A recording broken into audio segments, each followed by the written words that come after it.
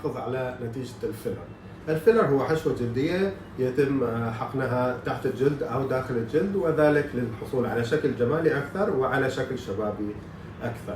المفروض إن احنا يوم ما نحقن الفيلر أول أسبوع ممنوع الساونا، الجاكوزي الحار، الليزر، التقشير، الصنفرة، الحمام المغربي، الرياضة البدنية العنيفة. يوم الجلسة ننام على ظهرنا، لا على بطننا ولا على جنبنا. ما نغسل وجهنا إلا بعد ساعتين من الجلسة. كذلك يهمنا جدا بالنسبة للفيلر الشفايف أول 3 أيام أو يومين ممنوع الأكل الساخن والشرب الساخن، ممنوع الجقاير والنارجيلة، وممنوع التقبيل للمتزوجات. في دهانات لازم ندهنها كمضادة للتورم والكدمات، ومو لازم ننتظر الكدمة انها تيجي عشان ندهنها، الوقاية خير من العلاج. كذلك بعض المراجعات وارد انهم يجي لهم متعودين يجي لهم هربس او حبوب الحرارة او السخونية او حبوب الانفلونزا، لازم ناخذ كورس مضاد للهربس.